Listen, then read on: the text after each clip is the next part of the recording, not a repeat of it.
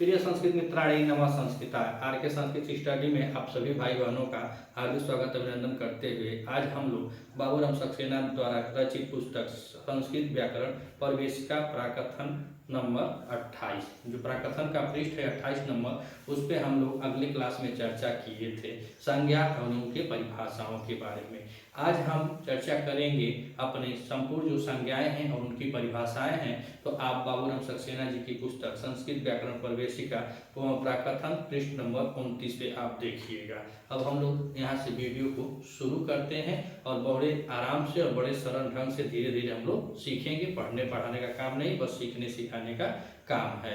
क्योंकि हमारे पास बहुत अच्छा व्यवस्था नहीं है, हम मोबाइल से वीडियो शूट करते हैं। उसमें अगर आपको कोई भी मतलब परेशानी हो उसके लिए हमें खेद है, और नहीं तो आप सहारा सपोर्ट मिलेगा तो आगे कुछ भी कर सकते हैं, लेकिन फिलहाल इससे ऊपर हमारी व्यवस्था नहीं है। तो हम लोग धीरे धीरे कलम पेन ले लें और धीरे धीरे इस सभी संज्ञाओं को आप नोट करना चाहते हैं तो हमारे साथ नोट भी बना सकते हैं, अगर पढ़ना चाहते हैं तो पढ़ भी सकते हैं, इच्छा आपकी। आइए शुरू करते हैं पहली संज्ञा।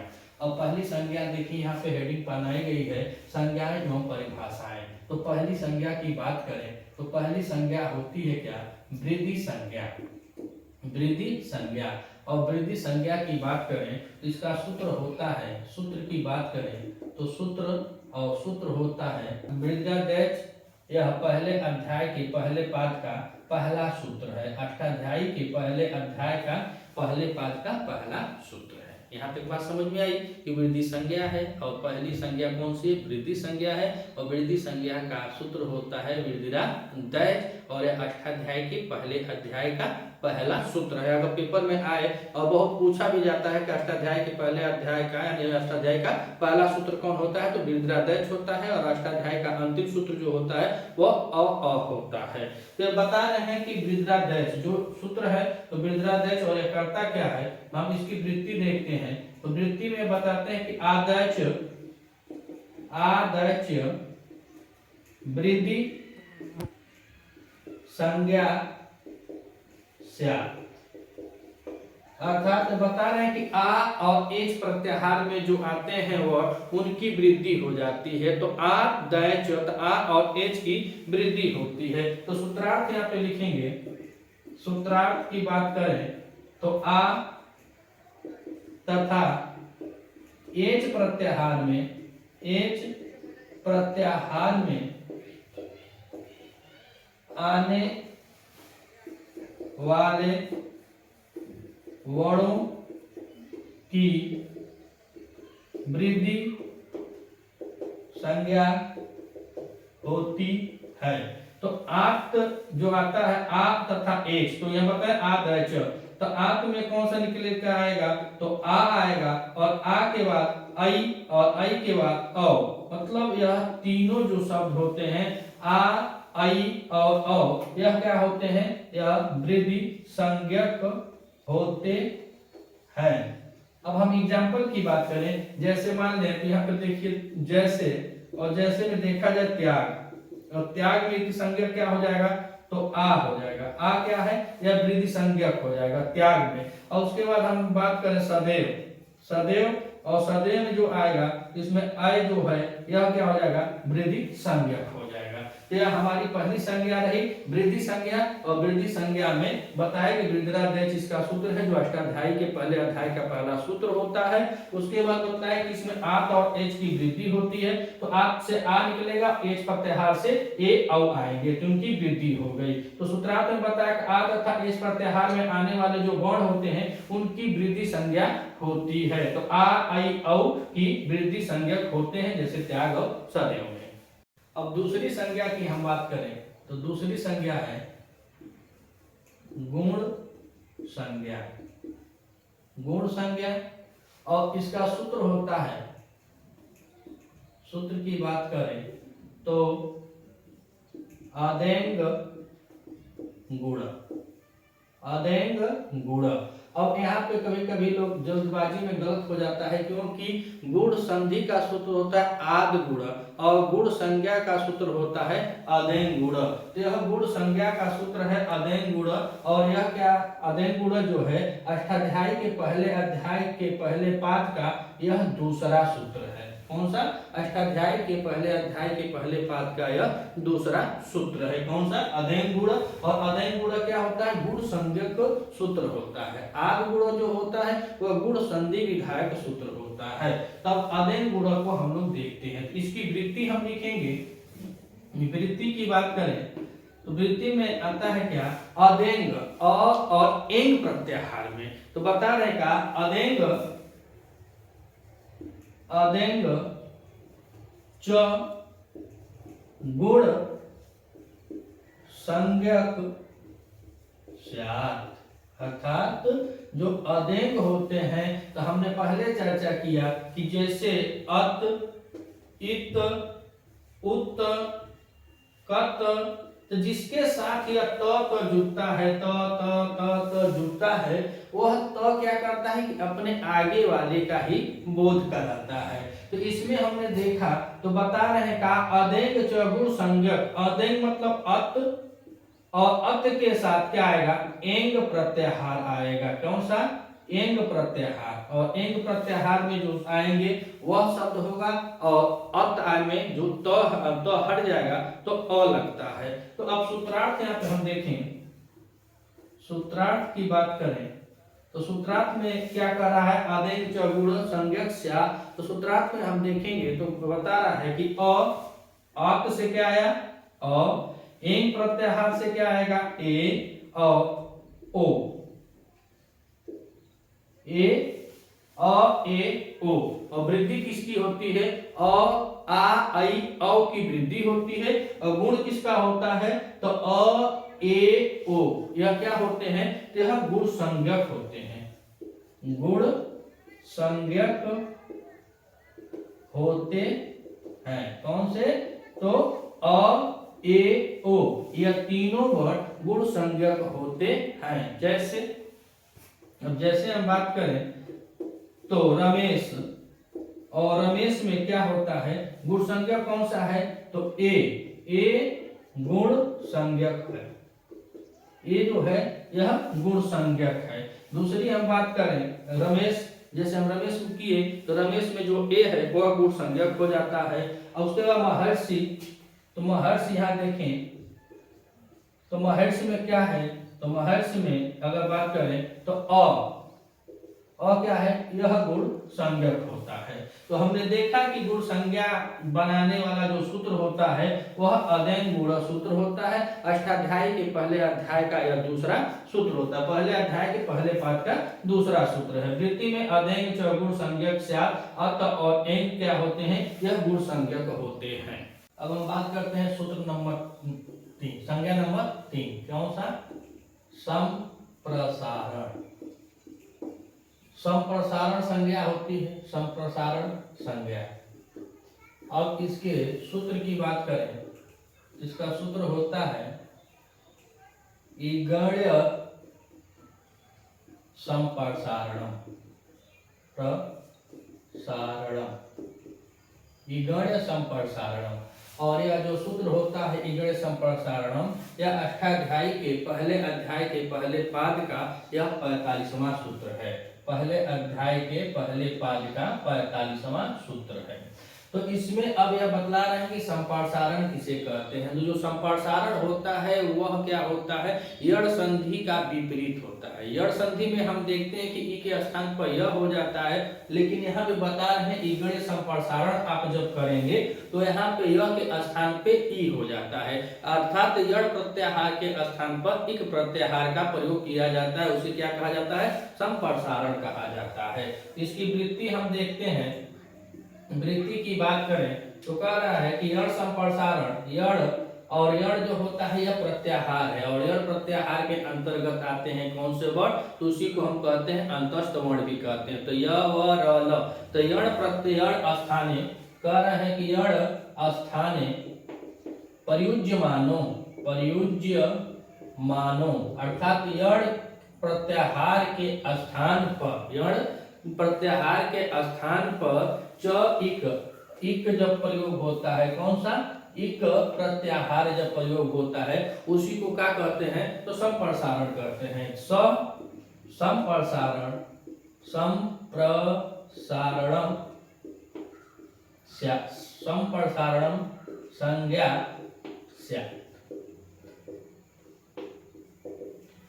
तो यण के स्थान पे जब प्रयुक्त होता है कौन सा, तो कह रहे हैं कि संप्रसारण, संप्रसारण, हाँ, तो कह रहे हैं कि यण के स्थान पर जब इक प्रत्याहार का प्रयोग होता है उसे हम संप्रसारण कहते हैं। जैसे सूत्रार्थ लिखें, सूत्रार्थ, तो सूत्रार्थ में बता रहे हैं क्या कि यण प्रत्याहार के स्थान पर, यण प्रत्याहार के स्थान पर इक प्रत्याहार, इक प्रत्याहार का प्रयोग होता है, होता है, अर्थात यह प्रत्याहार में जब यह व र ल होते हैं उसके स्थान पर उ, ई, उ, री और ली प्रयोग किया जाता है। जैसे यण और यण प्रत्याहार में शब्द कौन से आते हैं, य, व, र, ल। और इक प्रत्याहार, इक प्रत्याहार की बात करें तो इक प्रत्याहार में ई, उ और री और ली। तो य के स्थान पर जब ई का इस्तेमाल होता है, व के स्थान पर उ का, र के स्थान पे र का, री का और ल के स्थान पे ली का, तो इसी को क्या कहा जाता है, इसी को संप्रसारण कहा जाता है, इसी को संप्रसारण कहा जाता है। जब यण प्रत्याहार के स्थान पर इक प्रत्याहार होते हैं तो य व र ल, तो य व र ल के स्थान पर ई, उ, री, ली इन शब्दों का प्रयोग होता है, उसी को कहते हैं संप्रसारण। और संप्रसारण का सूत्र होता है इगड़ीय संप्रसारण। जैसे जब हम देखते हैं तो एक धातु लेते हैं और कौन सी धातु होती है, तो धातु है वद धातु। कौन सी, वद धातु है, और वद धातु के साथ कत्वा प्रत्यय करते हैं। तो कत्वा प्रत्यय करते हैं उससे पहले यह जो कत्वा प्रत्यय होता है वह इत प्रत्यांत धातुओं के साथ लगता है, इत प्रत्यांत धातुओं के साथ लगता है। तो अब यहाँ पे जब हम वद धातु में कत्वा प्रत्यय करते हैं तो हमने पढ़ा का कि व के स्थान पर उ का हो जाना, तो उ हो जाता है, और उ हो जाता है उसके बाद द के स्थान पर क्या हो जाएगा, द, और इत के स्थान पर जो होता है ई बन जाता है, और यहाँ पे त्वा, और जो क है वह लसक क तद्धिते सूत्र से इसकी इत संज्ञा जब होती है क की, तो यहाँ पे बचता क्या है, त्वा, तो यहाँ पे हो जाएगा उदित्वा। शब्द हमारा कौन सा बनता है, तो उदित्वा शब्द बनता है। अब देखिए जैसे दूसरा एग्जांपल हम लेते हैं, वस धातु है और वस धातु में हम कत्वा प्रत्यय करते हैं, तो कत्वा का क्या बचता है हमारे पास, त्व बचता है, और वस में, तो वस में व के स्थान पर क्या होगा, उ हो जाएगा, और स्व के स्थान पर मूर्धन्य स हो जाएगा, और इसका क्या बचेगा, त्वा। और इत प्रत्यांत है तो शब्द क्या बनेगा, उसित शब्द बनेगा, इसका क्या बनेगा, उसित शब्द बनता है। इसी तरह अगर हम बता दें कि कौन सी धातु है, यज, और यज में अगर हम कत प्रत्यय लगाते हैं तो इष्ट शब्द बनता है। तो वह संप्रसारण इसी का होता है। इगड़ संप्रसारण क्या करता है, यण के स्थान पे इक का प्रयोग होता है, वह संप्रसारण होता है। अब अगली संज्ञा को हम देखते हैं, संज्ञा नंबर 4, और चौथी संज्ञा क्या है, टी संज्ञा, टी संज्ञा। और टी संज्ञा का सूत्र होता है, सूत्र की बात करें तो सूत्र होता है अचो अंत्यादि, अचो अंत्यादि टी। यह अष्टाध्याय के पहले, अध्याय के पहले पाद का 64वां सूत्र है, अचो अंत्यादि टी। टी संज्ञा, तो जो टी संज्ञा है उसका सूत्र है अचो अंत्यादि टी। अब इसकी वृत्ति क्या बता रहे हैं, तो वृत्ति है अच, अच अंत्यादि, अंत्योदि टी, अचो अंत्यादि टी। अच हो लेकिन कैसा अच हो, तो अंतिम अच हो, तो अच अंत में हो और क्या हो, टी हो, तो आदि और टी, तो अच अंत्यादि टी। अब हम यहाँ पे लिखेंगे सूत्रार्थ, सूत्रार्थ, और सूत्रार्थ में बता रहे हैं क्या कि अच, और अच माने होता है स्वर, तो टी संज्ञा का सूत्र होता है अचो अंत्यादि टी। अब यहाँ से निकालेंगे तो अच में से अच आएगा और अंत आएगा, तो यहाँ पे देखेंगे तो अच, उसके बाद कह रहे हैं अंतिम, और अंतिम के बाद कह रहे हैं आदि, आदि भी कह रहे हैं। अर्थात अच हो अर्थात स्वर हो, और स्वर हो तो कौन सा हो, अंतिम स्वर हो, और उस स्वर के बाद भी अगर कुछ बच जाए तो उसकी भी टी संज्ञा होती है। जैसे अचों के मध्य या स्वरों के मध्य, अचों या स्वरों के मध्य, अचों या स्वरों के मध्य जो अंतिम अच होता है, जो अंतिम स्वर या अच, जो अंतिम अच होता है वो क्या होता है, उसकी क्या संज्ञा होती है, तो उसकी टी संज्ञा होती है, उसकी टी संज्ञा होती है।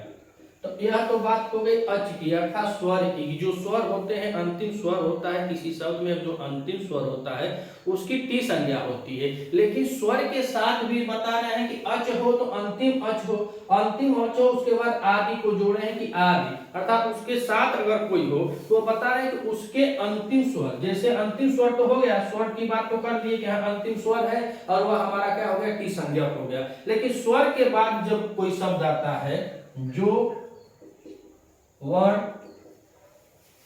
अब यहाँ पे हल वर्ण कर लिया जाए, हल या व्यंजन, व्यंजन मान लीजिए, तो जो वर्ण हल वर्ण या हल व्यंजन जो होता है, तो जो वर्ण अच के बाद आता है वह भी टी संज्ञक होता है। अब यह बात को ध्यान से समझिएगा, टी संज्ञा है और टी संज्ञा होता किसका है, तो कह रहे अचो अंत्यादि टी, अंतिम अच की टी संज्ञा होती है। तो अच माने स्वर, और स्वर होना चाहिए, और स्वर कैसा होना चाहिए, तो अंतिम स्वर होना चाहिए। और यह सूत्र कहाँ है, तो अष्टाध्यायी के पहले अध्याय के पहले पाद का 64वां सूत्र है। और वृत्ति करें अचो अंत्यादि टी, तो अच हो अंतिम हो आदि जो होते हैं उनकी टी संज्ञा होती है। सूत्रार्थ में बताया कि अचो जो स्वर होते हैं, स्वरों के मध्य में जो शब्द आता है या किसी शब्द के मध्य में, बीच में या अंत में जो अंतिम स्वर होता है, तो कह रहे हैं जो अंतिम स्वर अच होता है उसकी टी संज्ञा होती है। लेकिन और कह रहे हैं कि जो वर्ण उसके बाद भी अगर कोई हल वर्ण भी आ जाता है तो उसकी भी टी संज्ञा होती है, अर्थात वह भी टी संज्ञक होते हैं। आप हम लोग एग्जाम्पल के माध्यम से देखते हैं। अब जैसे हम एक शब्द लेते हैं, जैसे एक शब्द आता है कौन सा, मनस, और मनस में पूछा जाता है टी संज्ञा इसमें क्या है, तो मनस, और मनस में अगर आगे हम जाएंगे तो इस प्रत्यय होता है, और इस प्रत्यय करके इसमें शब्द कौन सा बनता है, तो मनीष शब्द बनता है, मनीष। तो हम बात करते हैं मनस की, तो मनस में जो शब्द है उसको हम निकालेंगे तो म आएगा तो हलंत हो जाएगा, काहे कि बाबू इसमें से अ निकल जाता है, न आएगा तो हलंत हो जाएगा, काहे कि इसमें से अ निकल जाता है। अब उसके बाद स है तो पहले ही से हलंत है, तो स का स जैसे है वैसे ही रहेगा। तो हम लोगों ने पढ़ा कि जो अच हो तो अंतिम अच हो, और अंतिम अच के आदि में अगर कोई शब्द होता है तो उसमें क्या होता है, वह टी संज्ञक होता है। तो यहाँ पे म से अ निकला, यह तो पहला अच हुआ अर्थात पहला स्वर हुआ। अंतिम स्वर की बात कर रहे हो तो यहाँ पे अंतिम स्वर कौन सा है, अंतिम स्वर अ आ रहा है, और अ के बाद व्यंजन संख्या कौन सी है, स है। तो यहाँ अंतिम स्वर, यहाँ अंतिम, यहाँ पे अंतिम अ कहाँ है, नकार में, नकार में विद्यमान है, और जब नकार में विद्यमान है कौन सा, अंतिम अच है, अर्थात अंतिम जो अ है वह नकार में विद्यमान है, और अ के साथ व्यंजन मतलब हल, हल वर्ण कौन सा है? हल वर्ण स है। हल वर्ण कौन सा है?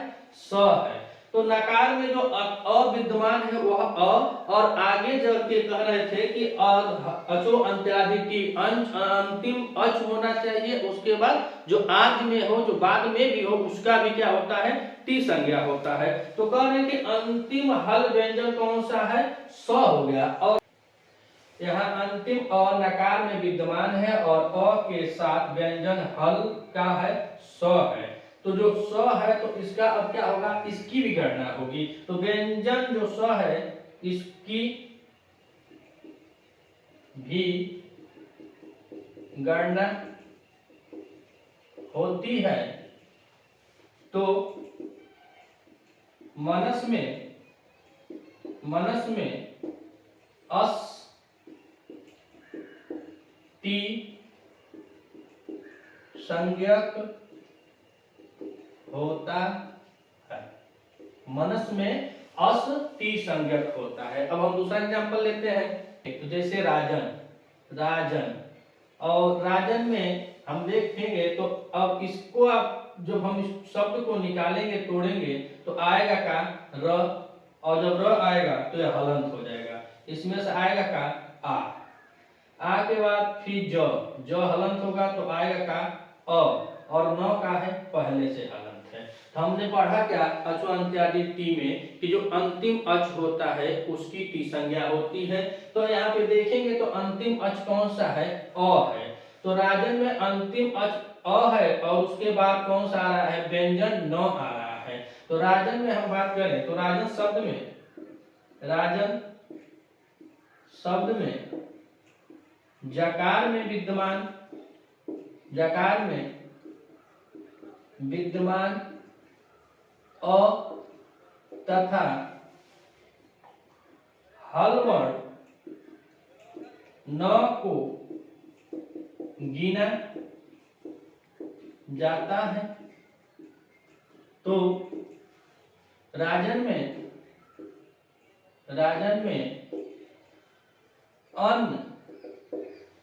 में अन्न की टी संज्ञक होता है। तो राजन में कौन सा शब्द आया? अन्न आया। तो राजन में टी संज्ञक शब्द कौन हुआ? अन्न हुआ। राम में अगर देखा जाए तो राम में जो आता है, जैसे राम को मान लीजिए, तो राम में क्या आएगा? अंतिम अच कौन सा है? अ है। क्या है? तो र को हम काटेंगे तो इसमें से आ आएगा, और म को हम निकालेंगे, हलन करेंगे, तो अंतिम क्या आएगा? अच, अंतिम स्वर अ आता है। तो राजन में कौन सा टी संज्ञक हुआ? अन हुआ। और राम में कौन सा टी संज्ञक हुआ? अ हुआ। तो जो अंतिम अच होता है वही टी संज्ञक होता है। और अच के बाद अगर कोई व्यंजन भी है तो उसको भी लेकर के, उसको जोड़ करके, जैसे मनस में अस हुआ, राजन में अन हुआ और राम में अ हुआ, तो अंतिम अच और आ भी, अर्थात उसके बाद भी अगर कोई शब्द है उसको टी संज्ञक कहा जाता है। अब हम बात करते हैं पांचवी संज्ञा की। पांचवी संज्ञा है उपधा संज्ञा। उपधा संज्ञा। और उपधा संज्ञा का सूत्र होता है, उपधा संख्या का सूत्र होता है अलो अंत्यार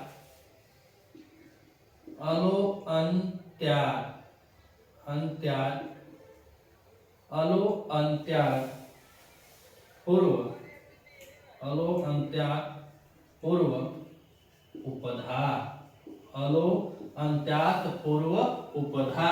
और उपधा संज्ञा होता है पहले अध्याय के पहले पाद का यह 65वां सूत्र है। अब यह कह रहा है कि न तो अच की बात कर रहा है न ही व्यंजन की। यह कह रहा है अल मतलब स्वर हो चाहे व्यंजन हो। तो कह रहा है कि अल अंत्यात पूर्व उपधा, जो अंतिम वर्ण हो उससे ठीक पहले वाले वर्ण को उपधा संज्ञा होती है, चाहे वह अच हो, चाहे वह स्वर हो, चाहे वह व्यंजन हो। तो कह रहे हैं कि अलो अंत्यात उपधा। तो सूत्रार्थ लिखते हैं। सूत्रार्थ अंतिम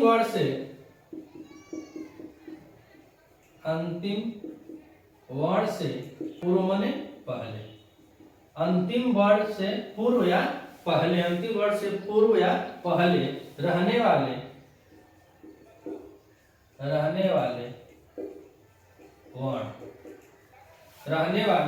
वर्ण की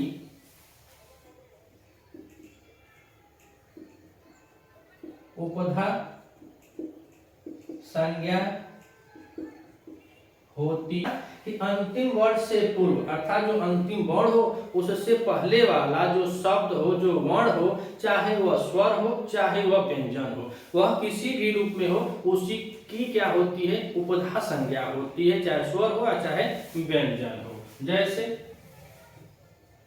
जैसे हम बात करें, जैसे में एक शब्द लेते हैं, कौन सा, राम। और राम शब्द को अगर हम देखेंगे तो इसमें से आता क्या है, र, उसके बाद आ, उसके बाद म, और उसके बाद अ। तो म में से क्या निकलेगा, अ निकलेगा, और र में से क्या निकलेगा, आ निकलेगा। तो कह रहे हैं कि अंतिम जो शब्द होता है, अंतिम वर्ण हमारा क्या हुआ, स्वर है। तो कह रहे हैं कि अ, तो यह नहीं बताया कि स्वर हो चाहे व्यंजन हो, यह बता दिया कि अल हो, स्वर हो या व्यंजन हो, यह सब चलेगा। लेकिन कहे क्या कि अंतिम वर्ण से पहले रहने वाले वर्ण की उपधा संज्ञा होती है। तो अंतिम वर्ण हमारा यहाँ पे क्या है, राम में अ है, और उससे ठीक पूर्व अर्थात यह जो म है, इसी की वह क्या हो जाएगी, उपधा संज्ञा हो जाएगी। अर्थात राम में म की उपधा संज्ञा होती है। राम में उपधा किसकी होती है, तो म की उपधा संज्ञा होती है। क्या है कि अंतिम वर्ण के ठीक पहले वाला वर्ण कौन सा मिला, तो राम मिला। तो अंतिम वर्ण में अगर हम देखेंगे तो अ है, और अ के पहले कौन सा शब्द है, म है। तो म है तो उसमें किसकी उपधा हो गई, म की उपधा हो जाती है। इसी तरह हम यहाँ पे देखेंगे पट है, और पट को अगर हम तोड़ेंगे तो यहाँ पे प में हलंत होगा तो अ आएगा, और यहाँ पे ठ है तो ठ हलंत है तो ठ रहेगा। तो इसमें अगर ठ हलंत है तो इसमें कौन सी उपधा होगी, तो अंतिम वर्ण हमारा कौन सा है, ठ है।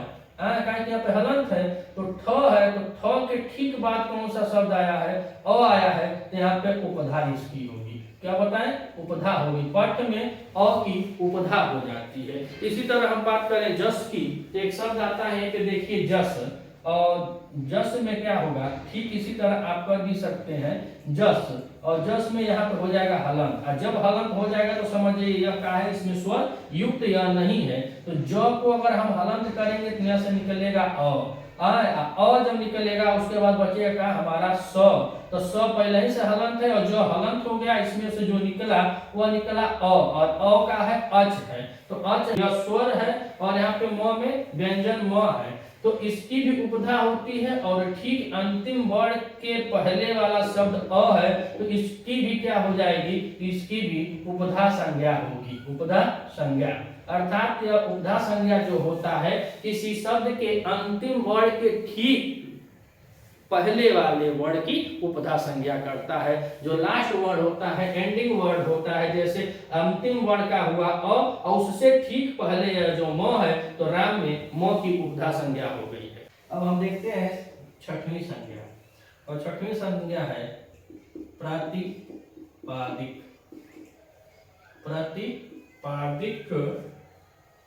संज्ञा। प्रतिपादिक संज्ञा, और इसके सूत्र की हम बात करें, तो सूत्र है अर्थवत धातु र प्रत्यय। अर्थवत धातु र प्रत्यय प्रातिपदिकम।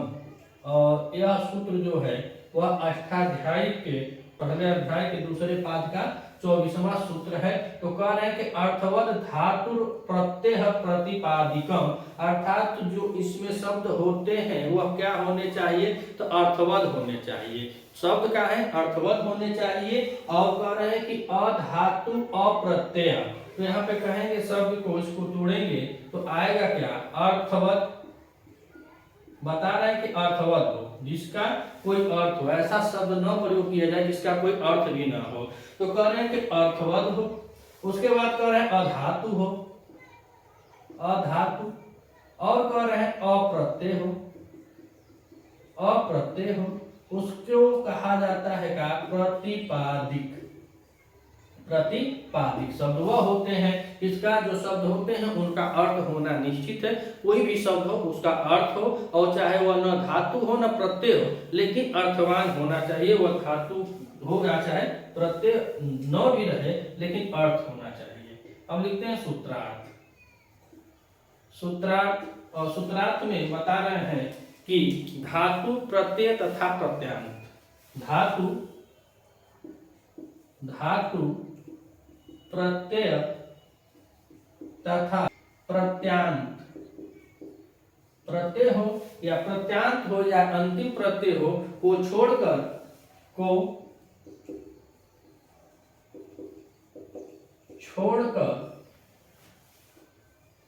अर्थवद, अर्थवद मतलब जिस शब्द का कुछ ना कुछ अर्थ होना निश्चित है, उसका अर्थ होना चाहिए। वह धातु रहे न रहे कोई मतलब नहीं, वह प्रत्यय रहे न रहे कोई मतलब नहीं, प्रत्यांत रहे न रहे कोई मतलब नहीं, लेकिन जो शब्द हो वह उस शब्द का अर्थ होना चाहिए। साफ तौर पे करेंगे जो शब्द हो उसका अर्थ होना चाहिए। तो करेंगे धातु प्रत्यय तथा प्रत्यांत को छोड़ करके, शब्दों को छोड़कर अर्थवान, अर्थवद या अर्थवान, अर्थवद या अर्थवान शब्दों का प्रतिपादिक संज्ञा होता है। प्रतिपादिक संज्ञा होती है, प्रतिपादिक संज्ञा होती है। धातु हो, प्रत्यय हो या प्रत्यांत हो, उनको छोड़ करके क्या होती है, प्रतिपादिक संज्ञा होती है। तो प्रतिपादिक संज्ञा जो होगी वह किसको छोड़ दे, धातु रहे न रहे, प्रत्यय रहे न रहे, या प्रत्यांत को छोड़ करके अर्थवाद या अर्थवान शब्दों का प्रतिपादिक संज्ञा होती है। जैसे अब हम यहाँ पे शब्द देख लें, तो जैसे अब हम बात करते हैं राम, कृष्ण, फल। यह जो शब्द है राम, कृष्ण, फल, यह सब क्या है, यह अर्थवद है। जबकि यह संस्कृत में इसको लिया नहीं जाएगा, इसको पद नहीं लिया जाएगा। आगे जब हम पढ़ेंगे पद वाला उसमें हम देखेंगे, लेकिन यह पद नहीं है। लेकिन राम, कृष्ण, फल क्या है, अर्थवद है। तो इसीलिए यह क्या है, राम, कृष्ण, फल क्या है, प्रतिपादिक है, प्रतिपादिक है। और इनको अगर हम अर्थ शब्द बनाएंगे, संस्कृत शब्दों में इसका प्रयोग किया जाएगा, तो इनके साथ प्रत्यय को जोड़ा जाता है। तो देखते हैं राम, कृष्ण और फल। तो राम, कृष्ण और फल ये क्या हुए, प्रतिपादिक, प्रतिपादिक शब्द है। अब इन प्रतिपादिक शब्दों को अगर पद बनाया जाए, संस्कृत में पद बनाने के लिए करना क्या पड़ता है, तो इन प्रतिपादिक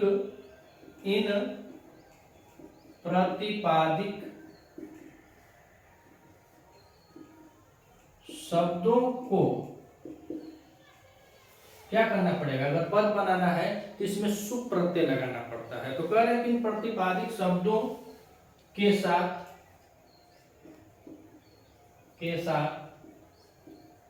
सुप आदि विभक्ति, सुप आदि, सुप प्रत्यय है तो सुप आदि विभक्ति जोड़ने पर ये शब्द पद, ये शब्द क्या होते हैं, तब जाके यह पद बन जाते हैं। तब यह शब्द क्या है, पद संज्ञक होते हैं, पद संज्ञक होते हैं। अब सुप आदि की बात करें तो सुप आदि जो प्रत्यय होते हैं वह क्या होते हैं, सु और जस। देखिए सुप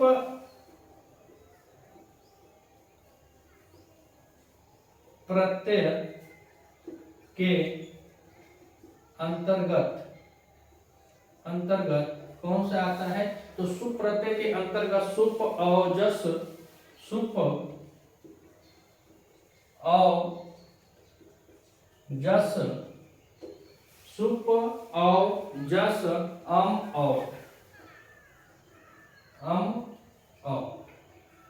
इत्यादि कितने होते हैं, सुप्रत्यय कुल कितने होते हैं, तो सुप्रत्यय कुल 21 होते हैं। सुप्रत्यय इत्यादि 21 होते हैं, 21 प्रत्यय होते हैं।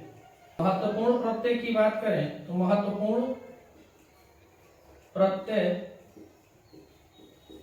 5 होते हैं, 5 होते हैं। तो इनको पद बनाने के जो प्रतिपादिक होते हैं उनको पद बनाने के लिए उसमें सुप विभक्ति आदि को जोड़ा जाता है, तब वो पद संज्ञक बनते हैं। और कुल की बात करें तो इसमें कुल 21 प्रत्यय होते हैं। सुप प्रत्यय को 21 प्रत्यय होते हैं, महत्वपूर्ण मतलब 5 प्रत्यय होते हैं। अगर प्रत्ययों की कुल संख्या की बात करें तो कुल संख्या इनकी होती है, कुल संख्या जो प्रत्यय होते हैं उनकी कुल संख्या 310 है। कुल संख्या कितनी है, इसको दुरुस्त कर देते हैं सही से, 310 कुल संख्या प्रत्ययों की 310 है। और सुप प्रत्यय इत्यादि करके प्रतिपादिक शब्दों को पद संज्ञक बनाया जाता है और इनकी संख्या 21 है। और कैसे किया जाता है हम आगे देखते हैं। अब पद संज्ञा बनाने के लिए हम देखेंगे तो यहाँ पर प्रतिपादिक शब्द, फिर बीच में प्रत्यय और उसका शब्द रूप। प्रतिपादिक शब्द की बात करें तो जैसे राम, कृष्ण, फल, लता इत्यादि हमने बात किया, तो यह कौन से हुए, तो यह प्रतिपादिक शब्द हैं। अब प्रतिपादिक शब्दों के साथ अगर हम प्रत्यय का प्रयोग करें तो राम के साथ हम कौन सा प्रत्यय लगाएंगे, सु प्रत्यय लगाएंगे। कृष्ण के साथ कौन सा प्रत्यय लगाएंगे, सु प्रत्यय लगाएंगे। तो जब इन दोनों में जब सु प्रत्यय लगता है तो इनका रूप क्या हो जाएगा, तो आगे हम पढ़ेंगे वहां पे इसका लोप होके उ जो होता है लोप हो जाता है और क्या होता है स, और वहां पे उसका विसर्ग रह जाता है। तो हम शब्द क्या बनाएंगे, अब शब्द रूप हमारा तैयार क्या होगा, राम, और राम के साथ सु प्रत्यय किए तो यहाँ पे अब हमारा शब्द बनेगा राम। उसके बाद कृष्ण, और कृष्ण में सु प्रत्यय किए तो शब्द कौन सा हमारा बनेगा, कृष्ण। तो इन शब्दों को क्या होगा, पद संज्ञा जो होगी इनकी संज्ञा संस्कृत में प्रयुक्त की जाती है, इनको नहीं लिया जाता। प्रतिपादिक को पद संज्ञा बनाने के लिए हम संस्कृत भाषा में प्रत्ययों के साथ जोड़ते हैं, तब यह शब्द रूप या विभक्ति रूप में लिए जाते हैं या कन्वर्ट होते हैं। अब हम जैसे फल, और फल में हमने कौन सा प्रत्यय लगा दिया, तो अब हमारा शब्द कौन सा बनेगा, फलम।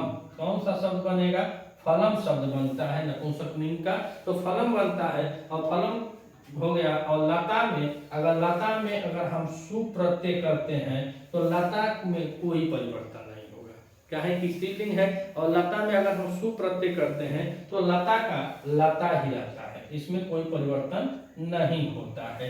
तो यह प्रतिपादिक शब्दों को प्रत्यय के साथ जोड़कर, यहाँ प्लस प्लस प्लस मतलब जोड़कर, तब हम जब शब्द बनाएंगे तो हमारा शब्द रूप बनकर तैयार होता है। जब तक हम प्रत्यय को नहीं जोड़ेंगे तो यहाँ पे अर्थवत शब्द होने के बाद भी वह पद संज्ञक नहीं होते हैं। पद संज्ञक बनाने के लिए यह प्रतिपादिक शब्दों को सुप्रत्यय जोड़ करके यहाँ पे हम शब्द रूप तैयार करते हैं।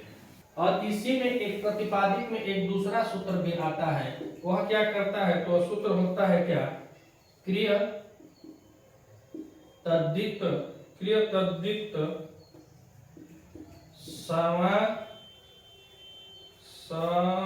समासाश्च, क्रिय तद्धित समासाश्च। और यह अष्टाध्यायी के पहले पाद के दूसरे अध्याय का 46वां सूत्र है। और यह प्रतिपादिक संज्ञा में आता है। यह अष्टाध्यायी के पहले अध्याय के दूसरे पाद का, पहले अध्याय के दूसरे पाद का 46वां सूत्र है। और यह बता क्या रहा है, तो कह रहा है कृतद्धित, कृतद्धित, तो कृदंत हो रहा है और तद्धित हो या समस्या, ऐसे शब्दों को बता रहा है कि जो जैसे समास हम करते हैं तो समास जो होता है उसमें जितने भी शब्द होते हैं उन शब्दों की विभक्तियों का लोप हो जाता है। कृदंत प्रत्ययों के साथ जो शब्द जुड़ते हैं उनको पद में लिया जाता है, तद्धित प्रत्ययों में जो धातुओं के साथ प्रत्यय जुड़ता है उनको लिया जाता है। तो वही सूत्र कह रहा है कृत तद्धितांतो, कृत तद्धितांतो, कृत तद्धितांतो समासाच्य, समासाच्य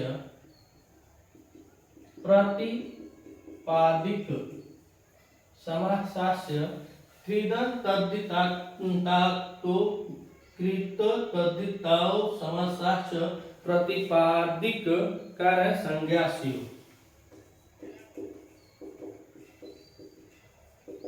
संज्ञाशील। अब यहाँ पे लिखे सूत्रार्थ, सूत्रार्थ, तो सूत्रार्थ लिखेंगे कृदंत, कृदंत तद्धित, कृदंत तद्धितांत, तद्धितांत तथा कृदंत तद्धितांत तथा समास, समास में समस्त पद, समास समस्त की भी प्रतिपादिक संज्ञा होती है। अब यह बताते हैं कि कृदंत जो हो तद्धित हो, तो कृदंत हो तद्धित हो तो तद्धितांतो, तद्धितांतो, तद्धितांतो समासाच्य, तो कह रहे कृदंत होना चाहिए, तद्धितांत तथा समास इनकी भी क्या होती है, प्रतिपादिक संज्ञा होती है। तो प्रतिपादिक जब कृदंत के साथ अगर कोई शब्द है तो उसमें प्रत्यय लगेगा तब वो शब्द बनेगा, और तद्धित है वह धातु के साथ अगर प्रत्यय लगेगा तब शब्द बनेगा। समास में है तो आइए हम देखते हैं कैसे कैसे शब्दों के साथ ये जुड़ता है। तो कृदंत किसके साथ जुड़ता है, तद्धित किसके साथ जुड़ता है, तब यह शब्द बनते हैं। अब हम कृदंत प्रत्यय देखेंगे, कृदंत प्रत्यय जो होता है कैसे इनके साथ जुड़कर पद संज्ञा बनता है। तो पहले हम लेते हैं कोई धातु, मान लीजिए हमने रम धातु ले लिया, रम धातु, और रम धातु के साथ हम प्रत्यय लगाते हैं कौन, घई प्रत्यय लगाते हैं। तो रम धातु के साथ घई प्रत्यय लगाते हैं तो शब्द हमारा कौन बनता है, राम, राम शब्द बनता है। उसी तरह अगर हम माने कि पठ, और पठ धातु है और पठ धातु के साथ ऋगुल प्रत्यय लगाते हैं, ऋगुल प्रत्यय लगाएंगे तो शब्द कौन सा बनता है, पाठक, शब्द कौन सा बना, पाठक। तो यह प्रतिपादिक शब्द बन रहे हैं। प्रतिपादिक शब्द यह है जिसमें अर्थ होना चाहिए। इससे पहले हम लोगों ने पढ़ा कि अर्थवत हो, चाहे धातु हो या न हो, प्रत्यय हो न हो, लेकिन जो शब्द है वह अर्थवत हो। तो यहाँ पर अगर हम धातु की बात करें तो धातु, रम धातु में घई प्रत्यय लगाने पे शब्द हमारा राम बन रहा है। पठ धातु में ऊर प्रत्यय लगाने पर शब्द हमारा क्या बन रहा है, पाठक बन रहा है। और उसी तरह जी धातु है, जी धातु, और जी धातु में हम प्रत्यय लगाते हैं आंच, कौन सा प्रत्यय, तो अंच प्रत्यय लगाते हैं, अंच प्रत्यय। और जी धातु में जब हम अंच प्रत्यय लगाते हैं तो शब्द हमारा कौन बनता है, ज। अब इनमें कौन सा प्रत्यय लगाया जाए कि पद संज्ञा बने, तो इसके लिए इसी प्रतिपादिक में बतलाया गया कि जब अर्थवत जो धातु हो या प्रत्यय न हो लेकिन शब्द होना चाहिए, तो उन अर्थवत शब्दों के साथ हमने क्या किया था, सुप्रत्यय लगाया था। अम और जो प्रत्यय है उनके बारे में हमने बताया कि कुल 21 प्रत्यय होते हैं, उन प्रत्ययों को लगा करके तब हम पद संज्ञा बना सकते हैं संस्कृत भाषा में। तो अब हम करेंगे क्या, अब इसमें मान लीजिए कि अगर पद संज्ञा बनाना है तो अब हमारी पद संज्ञा बननी क्या चाहिए, राम, कौन सी, राम। तो राम बनाने के लिए अब हम राम में कौन सा प्रत्यय जोड़ेंगे, तो सही आप लोगों ने बताया सु प्रत्यय जोड़ेंगे। अब हम राम में जो प्रतिपादिक शब्द है राम, इसके साथ जब हम सु प्रत्यय करते हैं तो हमारा पद संज्ञक शब्द बनता है क्या? राम। अगर पाठक है और पाठक के साथ हम क्या करेंगे? सु प्रत्यय लगाएंगे तो शब्द क्या बन जाएगा? पद संज्ञा क्या होगी? इसमें हो जाएगा पाठकः। उसके बाद तीसरा देखें जय, और जय के साथ अगर हम सु प्रत्यय करते हैं, सु प्रत्यय इसके साथ हम करते हैं तो जय के साथ जब सु प्रत्यय करेंगे तो यह पद संज्ञा कौन सा बनेगा? जय। जय। अब यह पद संज्ञक शब्द बन गए, लेकिन यह बनाने के लिए हमने धातु ली रम धातु, और रम धातु में घय प्रत्यय हुआ तो प्रतिपादिक शब्द बना राम। क्या? राम बना। और उसके बाद फिर राम में हमने सु प्रत्यय लगाए, तब जाके हमारा शब्द तैयार हुआ, उसको पद संज्ञा तब तैयार होती है। अब हम आगे देखते हैं दूसरे एग्जाम्पल में। तो दूसरे एग्जाम्पल में हम तद्धित प्रत्यय जोड़ेंगे। अब हम तद्धित प्रत्यय की बात करते हैं तो हमने एक धातु लिया रघु, रघु, और जब रघु धातु लिया तो इसमें हम प्रत्यय लगाएंगे क्या? अण प्रत्यय। और जब अण प्रत्यय लगाते हैं तो हमारा शब्द कौन सा बनता है? राघव। राघव। और शब्द यह क्या हुआ? अर्थवान है, प्रतिपादिक है, अर्थवान शब्द है, न प्रत्यय है न धातु है, यह क्या है? अर्थवान शब्द बना। तो धातु इसके लिए हमने कौन सा लिया? रघु, और प्रत्यय लगाया रघु में कौन सा? अण प्रत्यय, और शब्द हमारा प्रतिपादिक शब्द तैयार हुआ क्या? राघव। इसके बाद हम दूसरा लेते हैं मन, और मन में भी हम लगाते हैं अण प्रत्यय। अण प्रत्यय लगाते हैं तो हमारा शब्द कौन सा तैयार होता है? मानव। अधिकांशतः पेपर में पूछा जाता है कि मानव में कौन सा प्रत्यय लगता है, तो मानव में अण प्रत्यय लगता है। तो देखिए यहाँ पे रघु के साथ अण प्रत्यय किया, शब्द बना राघव। मनु के साथ अण प्रत्यय किया तो शब्द बना हमारा कौन सा? मानव। लेकिन यहाँ पे अब पद संज्ञा बनाने के लिए हमको करना क्या है? तो जैसे हमने कृदंत में किया, कृदंत प्रत्ययों के साथ, वैसे ही राघव में अब हम कौन सा प्रत्यय जोड़ेंगे? तो सु प्रत्यय जोड़ेंगे। और जब सु प्रत्यय जोड़ेंगे तो शब्द कौन सा हमारा तैयार होगा? राघव। राघव। अब यह राघव वह क्या होगा? अब पद संज्ञा होगी। इसकी अब क्या हुई? पद संज्ञा हो जाती है। उसके बाद फिर मानव में अगर हम सु प्रत्यय जोड़ते हैं तो शब्द कौन सा हमारा तैयार होता है? पद संज्ञा। तो पद संज्ञा हमारा बनता है मानव। तो कृदंत प्रत्यय में भी ऐसे ही शब्दों को तैयार किया गया, तद्धित प्रत्ययों को लगाकर ऐसे ही तैयार करने पर जब तक पद संज्ञा तैयार नहीं होगी तब तक साहित्य में, मतलब संस्कृत साहित्य में उसका प्रयोग नहीं किया जाता है। अब हम देखते हैं समास।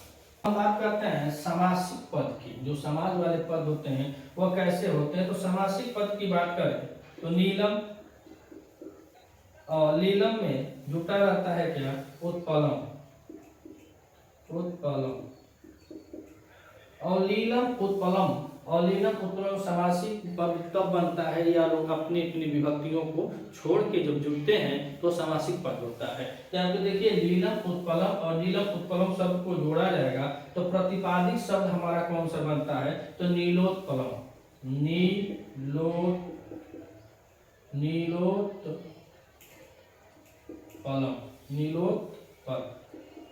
नीलोत्पल। अर्थात यहाँ पे नीलम बना समासिक पद क्या हुआ? नीलम और उत्पलम, और उत्पलम के बाद उत्पलम शब्द, हाँ उत्पलम, और यह प्रतिपादिक क्या हुआ? नीलोत्पलम। और उसके बाद दूसरा शब्द हम देखते हैं कृष्ण। कृष्ण सर्प। कृष्ण सर्प। और कृष्ण सर्प जो समासिक पद है उसके बाद प्रतिपादिक शब्द जो बनेगा तो बनेगा का? कृष्ण सर्प। कृष्ण सर्प। तो समासिक पद लीलम उत्पलम का बनता है क्या? लीलोत्पलम। कृष्ण सर्प का कृष्ण सर्प। लेकिन इसको पद संज्ञा बनाने के लिए जब प्रतिपादिक शब्द हो गया, इसको पद संज्ञा बनाने में इसको कैसे उपयोग करते हैं? तब यह बनता है नीलोत्पलम। नीलोत्पलम शब्द बनता है। और कृष्ण सर्प का बनता है क्या? कृष्ण सर्प। कृष्ण सर्प। अब यह समासिक पद है। तो समासिक पद प्रतिपादिक संज्ञा जो हुई, यहाँ पे पद संज्ञा हमारा क्या बना? नीलोत्पलम और कृष्ण सर्प। अगर आप इस चैनल पे नए हैं अगर यह वीडियो अच्छी लगी, धीरे धीरे हमारे साथ ऐसे सीखते रहिए, कि बहुत डिजिटल व्यवस्था तो है नहीं है, कलमे से लिख कर चलेंगे हम लोग। तो अगर बताना सिखाना अच्छा लगता हो, अगर अच्छी लग रही हो वीडियो, तो वीडियो को लाइक कीजिएगा और चैनल को भी सब्सक्राइब कर लीजिए। कम से कम आपके तहत, आपके जिम्मेदारी में, चाहे आपके भूमिका में, चाहे आप जो प्रयास कर रहे हैं निरंतर गति से आप अपने मंजिल की तरफ बढ़ने के लिए जो प्रयास कर रहे हैं, उस प्रयास में हमारा भी एक कदम आपके साथ सहयोग के रूप में जुड़ सके, इसीलिए आप इस चैनल को सब्सक्राइब कर लीजिएगा। मिलते हैं फिर इसी संज्ञा प्रकरण में अगली क्लास में, तब तक के लिए लेते हैं विदा। नमः संस्कृता।